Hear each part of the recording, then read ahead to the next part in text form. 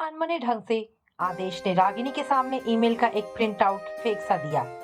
क्या है? खुद देख लो। उत्तर देने के साथ आदेश कमरे से बाहर चला गया। आदेश के उस अप्रत्याशित उत्तर ने रागिनी को चौंका दिया। जरूर कोई बुरी खबर है, वरना शादी की रात ही आदेश ने रागिनी से कहा था, हम दोनों सच्चे अर्थों में पति पत्नी तभी बन सकेंगे जब हम सच्चे दोस्त बन जाए, हमारे बीच कोई पर्दा ना रहे। अपनी उस बात को आदेश ने पूरी तरह से निभाया। पहली रात ही आदेश ने शादी के पहले सुप्रिया नाम की लड़की के पीछे अपनी दीवानगी की कहानी सुना डाली।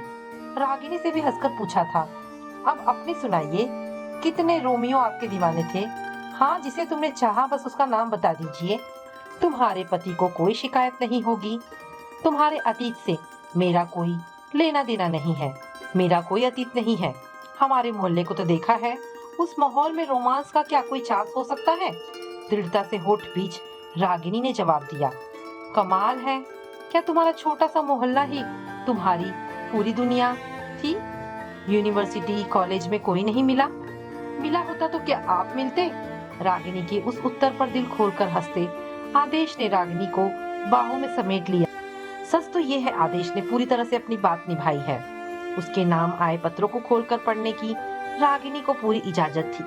अक्सर एक दूसरे के नाम आए पत्रों को पढ़कर दोनों एंजॉय करते, पर आज आदेश ने एक शब्द भी नहीं कहा। प्रिंट आउट पर नजर डालती रागिनी के चेहरे का रंग उड़ गया।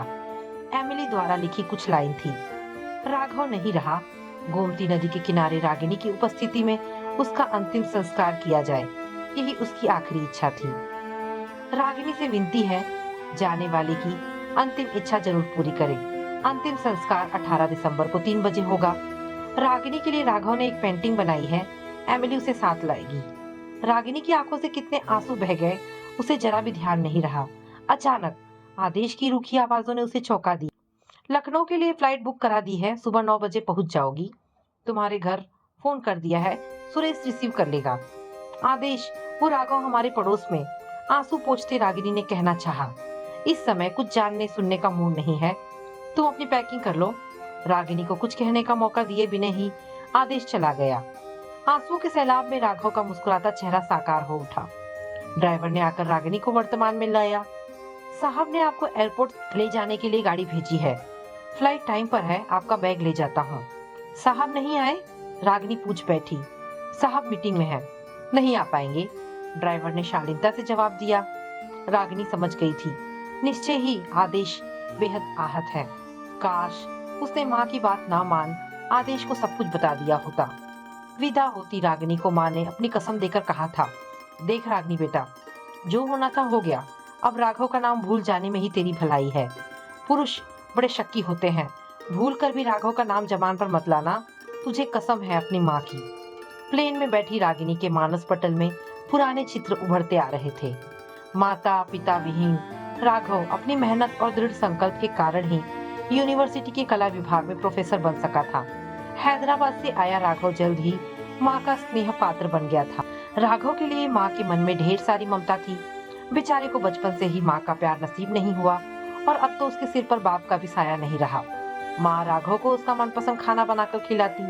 माँ का प्यार पाकर राघव का कुमलाया मन खिल उठा। माँ के सामने राघव बच्चा बन जाता। राघव की चित्रकला के अलावा उसका गिटार बजाना सबको मुग्ध कर जाता। उसकी बनाई पेंटिंग्स देख लोग वाह वाह कर उठते। उसके गिटार की मीठी धुन पर मोहल्ला जागता था। माँ ने राघव से कहा था, इस रागिनी को भी कुछ सिखा दे बेटा, पराए घर गुणों की ही कदर की जाती है, आखिर बेटी पराई अमानत ही तो ठहरी। माँ ने ठंडी सांस भरी। रहने दो माँ, हमें ना गुणवंती बनना है ना पराए घर जाना है, तुनक कर रागिनी बोली थी। तुम तो गुणों की खान हो रागिनी, पर गिटार या पेंटिंग सीखने से गुणों में और इजाफा हो जाएगा। राघव की रागिनी पर नजरों में ना जाने क्या था कि रागिनी रोमांचित हो उठी थी। 3 वर्षों में राघव रागिनी के परिवार का खास सदस्य बन गया, सबका विश्वास जीत चुका था। ये राघव की ही जिद थी कि रागिनी गिटार सीखने के साथ आड़ी सीधी रेखाएं खींचकर चित्र बनाने लगी। राघव को गोमती नदी से प्यार था और उसके साथ रागिनी भी गोमती में नौका विहार की दीवानी हो उठी। दोनों की शामें अक्सर गोमती के किनारे बैठकर या नौका विहार में ही बीतती। राघव के साथ रागिनी को कहीं भी आने जाने की छूट थी। किसी ने कभी नहीं सोचा दोनों जवान थे। उम्र का तकाजा कोई गलती करा सकता है। सच तो ये था, राघव के बिना रागिनी का जीवन अपूर्ण था। दोनों एक दूसरे के पूरक थे। शायद माँ और पापा ने मन ही मन दोनों का रिश्ता तय कर लिया था। सर्दी की छुट्टियों में जब राघव ने अपने कुछ विद्यार्थियों के साथ किसी समुद्र तट पर पेंटिंग कैंप करना तय किया, तो रागिनी अड़ गई। जिद कर बैठी, हमने कोई सी बीच नहीं देखा है, हम भी कैंप में जाएंगे। रागिनी की जिद ने माँ पापा को असमंजस में डाल दिया। जवान बेटी को कैंप में भेजते डर सा लग रहा था। उनके संशय को राघव के दृढ़ शब्दों ने दूर कर दिया। विश्वास कीजिए, रागिनी मेरे साथ आपकी अमानत की तरह रहेगी। आपका मुझ पर जो विश्वास है, कभी टूटने नहीं दूंगा। राघव के शब्दों ने सबकी उलझन को दूर कर दिया। वह अपरिचित नहीं रह गया। रागिनी को कैंप में जाने की इजाजत मिल गई। सागर के गंभीर सौंदर्य ने रागिनी को विस्मित कर दिया। दूर से आती सागर लहरों का समुद्र तट पर सिर धरकर बिखर जाना उसे समर्पण का अभिनव रूप लगा। विद्यार्थियों को अनुशासित रहने के निर्देश देते राघव ने हल्की मुस्कान के साथ रागिनी पर डाली थी। उस नजर ने रागिनी को लाल कर दिया था। विद्यार्थियों को अपने अपने ढंग से पेंटिंग करनी थी। रागिनी के लिए ना समय की सीमा थी, न सोने जागने के कड़े नियमों का बंधन था। रागिनी का हर पल एक नया सपना जीता। भोर की उजास से पहले ही राघव अपना ईजल, पैलेट और कैनवास लेकर निकल जाता। सागर किनारे के जनशून्य भाग में बैठकर अपनी पेंट ब्रश से रंग भरता। नींद टूटने पर रागिनी थर्मस में चाय लेकर पहुंचती। राघव के साथ सागर का सौंदर्य दुगना हो जाता। उस दिन भी राघव अपने चित्र में रंग भर रहा था। सी बीच पर टहलती एमिली के पांव अचानक ठिठक गए। सामने कैनवास पर उभरा दृश्य अद्भुत था। आजाद सागर लहरों के बीच से अपनी सबल भुजाएं फैलाए मंथर गति से बहती आ रही नदियां की तन्वी धारा को अपने आलिंगन पाश में बांधने को आतुर खड़ा था। समुद्र और नदी की प्रेम कहानी एमिली के लिए नई नहीं थी, पर वह जीवंत चित्र सारी कल्पनाओं को झुठलाता जैसे एक सजीव सत्य था। पास पड़ी शिला पर एमिली चुपचाप बैठ गई। अपनी तन्मयता में राघव को एमिली की उपस्थिति का तनिक भी भान नहीं था। एमिली उसकी तन्मयता भंग नहीं करना चाहती थी कि एक मीठी आवाज ने चौंका दिया। अब कुछ देर के लिए अपनी पेंट ब्रश को विराम दीजिए चित्रकार जी। देखिए, गरम चाय और सैंडविच लाई हूँ। हाथ में थर्मस और सैंडविच का पैकेट लिए रागिनी खड़ी थी। थैंक्स, अगर तुम ना होती तो यह चित्रकार भूखा मर जाता। मजाक करते हुए राघव की नजर अचानक पत्थर पर बैठी एमिली की नजर से टकरा गई। हेलो, आप? राघव पूछ बैठा। मैं एमिली, काफी देर से आपके ब्रश का कमाल देख रही हूँ। इस अद्भुत चित्र को देखकर लग रहा है कहीं इन लहरों के बीच से कोई ऐसा सुदर्शन युवक सचमुच ना उठ खड़ा हो। हंसती एमिली ने कहा, थैंक्स फॉर योर कॉम्प्लीमेंट। बस शौकिया ही ब्रश चला लेता हूँ। आइए इसी बात पर एक कप चाय हो जाए। क्यों रागिनी, हमारे मेहमान को भी चाय मिलेगी? जरूर, तुम्हारे हिस्से की चाय तो दे ही सकती हूँ ना, ठीक है ना? शैतानी से रागिनी बोली। एमिली, ये रागिनी मेरी दोस्त, मेरा प्यार, मेरी प्रेरणा, मेरी सब कुछ है। जिद करके मेरे साथ आई है ताकि मुझे डिस्टर्ब कर सके। अच्छा, हम तुम्हें डिस्टर्ब करते हैं? अभी तो कह रहे थे हम ना होते तो तुम भूखे मर जाते। अगर ऐसा ही था तो अपने साथ लाने की इजाजत क्यों ली? गर्व भरे सुर में रागिनी ने कहा। माफ करो, गलती हो गई। अरे तुम्हारे बिना तो राघव का अस्तित्व ही नहीं है। हाँ, पहले एमिली से परिचय तो कर लें। चाय का सिप लेती एमिली बताती गई। स्कूल टीचर एमिली हर साल नीदरलैंड से सर्दियों में इसी सी बीच पर आती है। यहाँ रहकर काफी हिंदी भी सीख चुकी है। चित्रकला से उसे बहुत प्यार है। नीदरलैंड में आयोजित होने वाली पेंटिंग एग्जीबिशन में वह भी सहयोग देती है। राघव का आज का चित्र देखकर वह अभिभूत है। उसके और चित्र देखना उसका सौभाग्य होगा। यहाँ तो राघव के बस 2-4 पेंटिंग ही देख सकेगी। हमारे साथ लखनऊ चलिए, घर की हर दीवार पर राघव के बनाए पेंटिंग्स लगे हैं। उत्साहित रागिनी ने एमिली को निमंत्रण दे डाला। इनविटेशन के लिए थैंक्स। अगर ऐतराज ना हो तो वही 2-4 पेंटिंग्स देखने आ जाऊं। एमिली ने इजाजत चाही। जरूर, आपका स्वागत है। बस यहाँ से थोड़ी दूर पर सनशाइन मोटेल में अपने विद्यार्थियों के साथ ठहरा हूँ। राघव को भीड़ भाड़ पसंद नहीं है, इसलिए यह मोटेल चुना है, रागिनी ने जानकारी दी।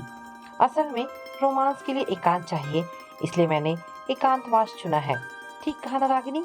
शरारती हंसी से राघव का चेहरा और भी खिल उठा। एमिली मुग्ध देखती रह गई। छी, सबके सामने ऐसे मजाक करते शर्म नहीं आती? रागिनी ने नाराजगी से कहा। अरे यहाँ सब कौन है? यहाँ तो बस एमिली है और इनके देश में प्यार का इजहार चोरी छिपे नहीं, सबके सामने किस, मेरा मतलब चुंबन करके किया जाता है। क्यों एमिली, ठीक कहा ना? मजाक से राघव का चेहरा चमक रहा था। ठीक कहते हैं। वैसे आप दोनों मैरिड तो नहीं लगते। कुछ संशय से एमिली ने जानना चाहा। जी हाँ, अभी हमारी शादी नहीं हुई है, पर उसी का इंतजार है। रागिनी पर नजरें डाल राघव ने कहा। शादी नहीं हुई पर आप दोनों साथ रह रहे हैं। आपके परिवार वालों को ऑब्जेक्शन नहीं है? मैंने तो सुना था यहाँ इतनी आजादी नहीं दी जाती। ठीक सुना है, पर मेरा और रागिनी का जो रिश्ता है उसकी पवित्रता पर हमारे घर वालों को पूरा विश्वास है। सुबह के सूरज की रक्तिम आभा से रंजित आकाश में अब सुनहरी किरणें बिखरने लगी थी। सैलानी लहरों पर तैरने आने लगे थे। राघव ने चित्रकारी बंद कर अपना सामान समेटना शुरू कर दिया। शाम को मिलने का वादा कर एमिली ने विदा ली। एमिली के सामने खूब फ्लर्ट कर रहे थे। कहीं उसे इम्प्रेस तो नहीं कर रहे थे? मोटेल पहुंचते ही रागिनी चालू हो गई। शायद ठीक समझी। फेयर कॉम्प्लेक्शन तो मेरी वीकनेस रही है। राघव ने बनावटी गंभीरता से कहा। तो उसी के साथ शादी कर लेना। हमें पूरी जिंदगी ये नहीं सुनना है कि हमारा रंग गोरा नहीं है। रागिनी ने चिढ़कर कहा। अरे बाबा, नाराज मत हो। तुम्हारे सांवले रंग में जो नमकीन चार्म है वह गोरी चमड़ी में कहा। तुम्हारे सामने तो स्वर्ग की अप्सरा भी कम है। गलती के लिए कान पकड़ता हूँ। राघव के उस अंदाज पर रागिनी हंस पड़ी। एमिली के साथ उनकी वो शाम बहुत अच्छी भी थी। राघव का हर चित्र एमिली को हैरान करता गया। अपने कैमरे से राघव के चित्रों की तस्वीर उतारती एमिली ने कहा। नीदरलैंड में अक्टूबर के शुरू में एक अंतर्राष्ट्रीय एग्जीबिशन होने जा रही है। अगर तुम्हारी परमिशन हो तो तुम्हारी पेंटिंग्स की एंट्रीज फोटो के माध्यम से दे दूं। मुझे खुशी है तुम्हें मेरी पेंटिंग्स पसंद आई, पर क्या ये पेंटिंग्स उस एग्जीबिशन में एंट्री लायक है? राघव ने शांति से कहा। तुम नहीं जानते हो तुम कितने बड़े कलाकार हो राघव। मुझे विश्वास है तुम्हारी पेंटिंग्स जरूर चुनी जाएगी। Thanks Emily. मैं सपने नहीं देखता। मैं कोई महान कलाकार नहीं हूँ। वैसे भी नीदरलैंड आने जाने के साधन मेरे पास नहीं है। हल्की उदासी राघव के चेहरे पर उतर आई। उसके लिए चिंता की जरूरत नहीं है राघव। जिन कलाकारों के चित्र चुने जाएंगे उनके आने जाने और रहने की व्यवस्था की जिम्मेदारी आयोजकों की होगी। अगर ऐसा हुआ तो हम भी साथ चलेंगे। हमें ले चलोगे ना राघव? रागिनी ने चहक कर कहा। अभी से ख्याली पुलाव मत पकाइए रागिनी जी। मैं सपने नहीं देखता। शायद इस बार आपके सपने सच हो जाए। मेरा विश्वास झूठा नहीं हो सकता, दृढ़ स्वर में एमिली ने कहा। एमिली के वापस नीदरलैंड लौटने के पहले ही उसके आग्रह पर राघव ने सागर वाला चित्र पूरा कर दिया। राघव के सभी चित्रों को कैमरे में कैद कर एमिली चली गई। रागिनी को एमिली की कमी महसूस होने लगी। सच्चाई से बोली, एमिली विदेशी है पर उसका स्वभाव कितना मीठा है। कुछ ही समय में कितनी अपनी सी लगने लगी है। वाह, कमाल है।